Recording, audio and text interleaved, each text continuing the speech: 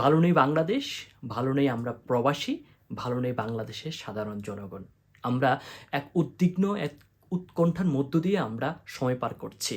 ঠিক কথা বলছিলাম নজরুল ইসলাম বিপ্লব, মাইন্ড, জার্মানি থেকে। বাংলাদেশের যে রাজনৈতিক পরিবেশ, বাংলাদেশের যে অস্থিরতা, সে অস্থিরতা বাংলাদেশ ছাড়িয়ে বহির্বিশ্ব আমাদেরকে অনেক বেশি উদ্বিগ্ন করেছে। বিশেষ করে গত কয়েকদিন আগে যে ইন্টারনেট বন্ধ হয়ে গিয়েছিল, তখন বোঝা গিয়েছে যে প্রবাসীরা কী পরিমাণ বাংলাদেশকে ভালোবাসার তার জ্বলন্ত প্রমাণ। রেমিটেন্স শাটডাউন করে দিয়েছে এবং এর মধ্যে তারা ঘোষণাও দিয়েছে যে ছাত্রদের যে আন্দোলন, ছাত্রদের প্রতি যে নির্মম অবিচার, যে জুলুম করা, যে ধরনের ছাত্র হত্যায় মেতেছে সরকার, সেই বিষয়ে প্রতিবাদ জানিয়ে তারা তাদের রেমিটেন্স পাঠানো বন্ধ করে দিয়েছে। এর মধ্যে বাংলাদেশের রাজনীতির অনেক সমীকরণ পালা বদলের একটা গুঞ্জন শোনা যাচ্ছে। বাহিনীদের মধ্যে বিভাজন শুরু হয়েছে, বিশেষ করে সরকার দলীয় নেতাকর্মীদের মধ্যেও অনেক জায়গায় বিভাজন। গতকালকে কাদের সাহেবের যে মত বিনিময় সভা বা যে মিটিং, সেই মিটিংয়ে ভুয়ো ধ্বনি কিংবা যারা তৃণমূল কর্মী তাদেরকে উপেক্ষিত করার যে আহ, ক্ষোভ, সে ক্ষোভও প্রকাশ পেয়েছে। বিশেষ করে গতকালকে আইনজীবী, শিক্ষকেরা, বিভিন্ন প্রকার সুশীলেরা, আজ বিভিন্ন প্রকার নাট্যজন, অভিনেতারা যে পরিমাণ মাঠে এসে তাদের ক্ষোভ জেরেছে, সেই জায়গাটা থেকে স্পষ্ট যে বাংলাদেশের রাজনীতিতে নতুন কোনো হাওয়া কিংবা মোড়ের দিকে, কোনো একটা নির্দিষ্ট যাত্রার দিকে বাংলাদেশের রাজনীতি যাচ্ছে। কথা বলবো জামাত শিবিরকে নিষিদ্ধ করার বিষয়টা নিয়ে। জামাত শিবির যেটা বলি না কেন, সরকার এই জায়গাটা থেকে অনেক বেশি পরিমাণ লাভবান হওয়ার জন্য জামাত শিবিরকে ঢাল হিসেবে ব্যবহার করছে, অর্থাৎ ছাত্রদেরকে দমানোর জন্য, ছাত্রদেরকে, নিরীহ ছাত্রদের উপরে গুলি করার জন্য যে একটা সুযোগ দরকার সরকারের, সেই সুযোগটা অবলম্বন করার জন্য জামাত শিবির নিষিদ্ধের একটা পায়তারা করছে বর্তমানে সরকার। জামাত শিবির গত 15 বছরে কোন সময়ে বাংলাদেশে জামাত শিবির প্রত্যক্ষভাবে প্রকাশ্যে চলমান ছিল? সরকারের প্রতি মিনিটে, প্রতি কথায় সবসময় জামাত শিবির কিংবা বিএনপি ধ্বংসাত্মক রাজনীতি করে তাদেরকে দমনের চেষ্টা সেটা চালানো হয়েছে। সুতরাং আজ জামাত শিবির নিষিদ্ধের যে বিষয়টা, সেই বিষয়টা সরকারের এক ধরনের নতুন নাটক, প্রহসন, মিথ্যাচার কিংবা সরকারের রাজনীতিতে নতুন সুবিধা পাওয়ার অপকৌশল মাত্র। শেখ হাসিনা, তাকে কে বলে না খুনি? তাকে বাংলাদেশের একেবারে বাচ্চা ছেলে থেকে শুরু করে, একেবারে পাগল থেকে শুরু করে, বাংলাদেশের একেবারে সুশীল বিজ্ঞজন সবাই শেখ হাসিনাকে বর্তমানে খুনি হিসেবে আখ্যায়িত দিচ্ছে।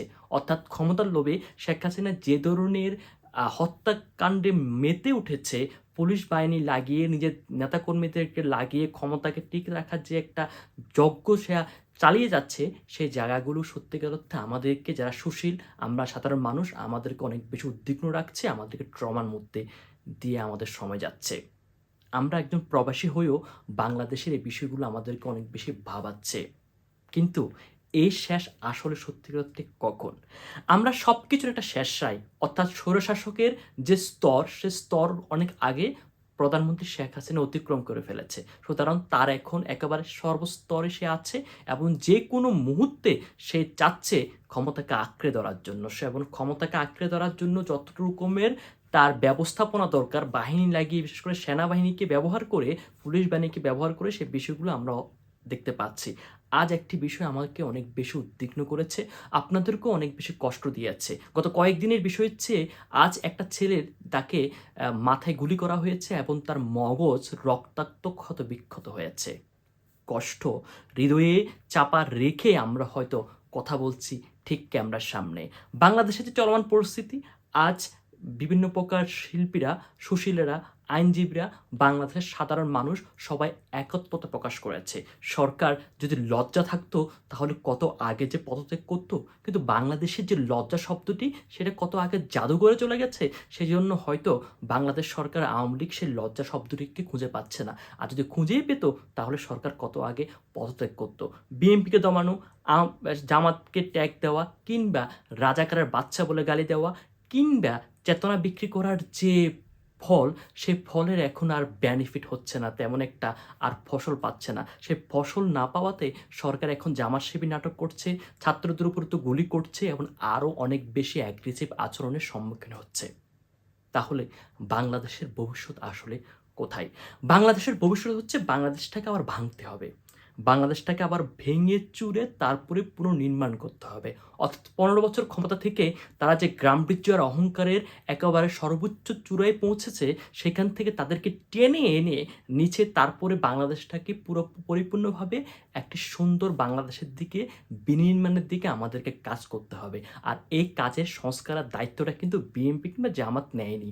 এই দায়িত্বটা নিয়েছে আমাদের যে ছেলেদেরকে আমরা বলতাম তারা পড়ালেখা করে না, তারা টিকটক করে, তারা মোবাইল চালায়, তাদের দ্বারা কিছু হবে না, এই প্রজন্ম ধ্বংস হয়ে গেছে, সে প্রজন্মও আজ রুখে দাঁড়িয়েছে সকল অন্যায় কিংবা অবিচারের বিরুদ্ধে।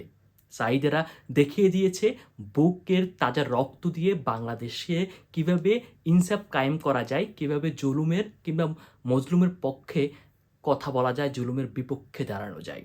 সেই প্রজন্মর মধ্য দিয়ে আমরা হয়তো বাংলাদেশ বিনির্মাণের একটা স্বপ্ন দেখি, কিন্তু এই স্বপ্ন কি সত্যিকার অর্থে আমাদেরকে ভবিষ্যতে কি সুন্দর জীবন দিবে, আমরা হয়তো সেটা জানি না।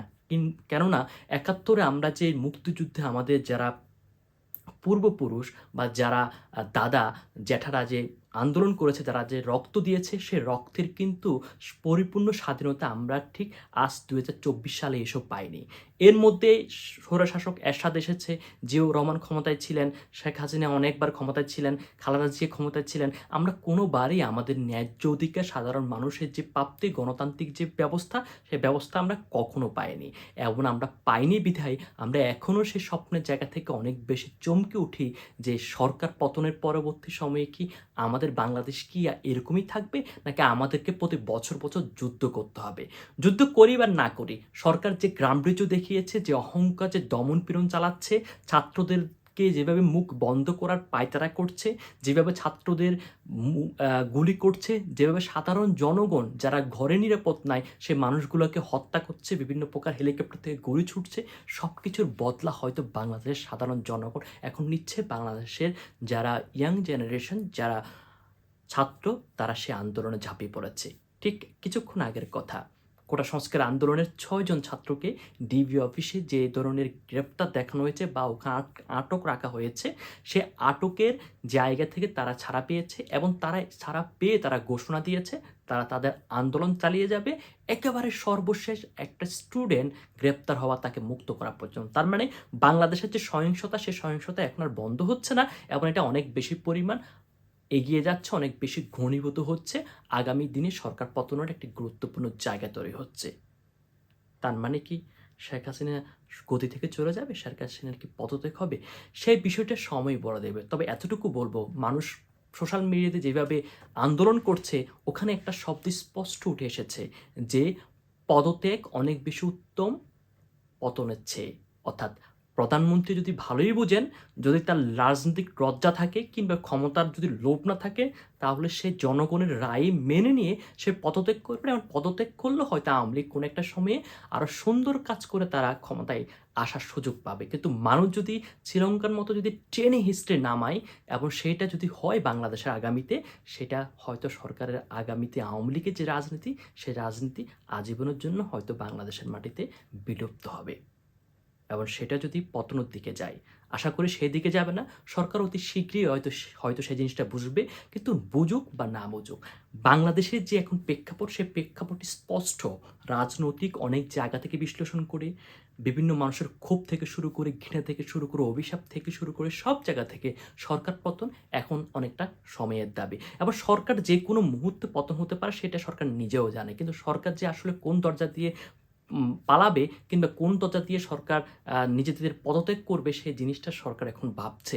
আর সেটা হয়তো আপনারাও জেনে গেছেন এর মধ্যে, যে বাংলাদেশের প্রেক্ষাপট, বাংলাদেশের পরিস্থিতি, সরকারের পরিস্থিতি কী হতে পারে। যেটা হোক না কেন, বাংলাদেশ আজকে যে বাংলাদেশকে দেখছে, সে বাংলাদেশকে আমরা ২০২৪-এ যে বাংলাদেশ দেখছি, সেটা যাতে আগামী ১০ বছর ১৫ বছর পর আর না দেখি। আমরা প্রতি বছর প্রতি ৫ বছর পর আমরা কোনো একটা সরকারের বিরুদ্ধে আন্দোলন করে, হরতাল করে, মানুষের প্রাণ দিয়ে, মানুষ অধিকার আদায়ের জন্য আন্দোলন করে সরকারকে নামাতে হবে, সেটা আমরা চাই না। আমরা চাই গণতান্ত্রিক দেশ, গণতান্ত্রিকভাবে আমাদের অধিকারগুলো যে কোনো সরকার যে আসুক না কেন ক্ষমতায়, সে আমাদের অধিকার রক্ষা করবে। এবং জনগণ চাইলে সরকার যে কোনো মুহূর্তে তার গদি ছেড়ে জনগণের রায়কে সে সম্মান জানাবে।